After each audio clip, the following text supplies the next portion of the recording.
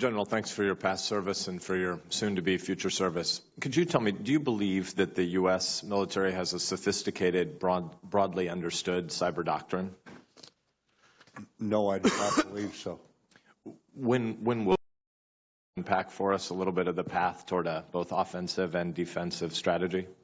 Right. Because of the cyber domain, Senator, it is not something the military can do in isolation.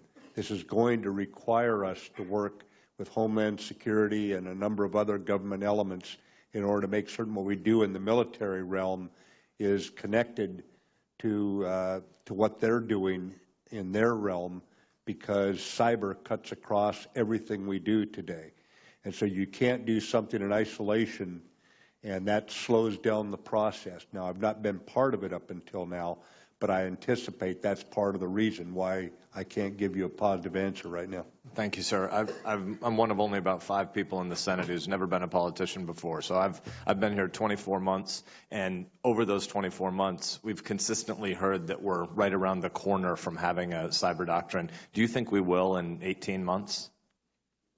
Sir, I've got to scope this problem and figure out what are the issues that have caused us not to have an integrated policy right now, and especially being this is going to take an integrated effort by the executive branch and probably up here on Capitol Hill. There are also perhaps privacy concerns, constitutional concerns as part of this. We're going to have to put all of this together and take it one step at a time and come out with what we think we can do quickly. And I would hope that part of it can be done faster than 18 months from now. But this is a very big issue. Thank you. Do you think it's possible that a traditional espionage operation could constitute an act of war? For example, if Russia were to hack and publish U.S. continuity of operation plans, would that be an act of war? Senator, I think I'd have to study act of war and the ramifications of the statement. Generally, to me, an act of war means we're going to war if it happens. That's a grave decision, and I wouldn't put it on automatic pilot. I would make certain we know where we stand, make certain we know what happened, and then you would have to act appropriately. Many of us here are concerned that the public crisis of confidence, the accelerating public distrust, is partly related to the perception that governmental responses in the executive branch right now to different foreign hacks are treated differently, partly based on the partisan and political assumptions people make about them. If you look back to the OPM hack 18 months ago, we were told that this was a fairly traditional espionage operation, but it seems to me when 22 million or whatever the exact number is of Americans who've been serving their government have their information hacked and stolen and potentially leaked, that isn't just traditional espionage operation, and certain uses of that data in the future, we need to countenance what that might mean. Could you tell me, do you believe that the U.S. should be actively deterring these sorts of cyber attacks? And I assume you're going to say yes. Can you tell us a little bit more about what the doctrine of deterrence looks like in the cyber domain?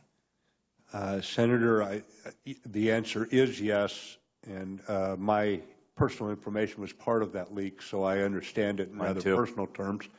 But I would also tell you that we have got to put together a doctrine that works. I have looked at several different doctrines back when I was on active duty. I looked at nuclear warfare doctrine, mutual assured destruction. It will not work, by the way. I came to the conclusion that that one was not the right way to go. But we're going to have to come up with the guiding principles for how we're going to deal with this sort of thing. And right now, I can't give you a good answer. I have only a few seconds left. So in closing, could you just tell me a little bit about what you think are human capital pipelines in cyberspace? Are we prepared for the kinds of battles we're going to be facing going forward? Senator, I think we have to get the best possible people in. This is a complex area that requires technical expertise. And once we get the policy written, that will help us to guide recruiting and organization and that sort of thing. We've got to get the policy right up front. Thank you, sir.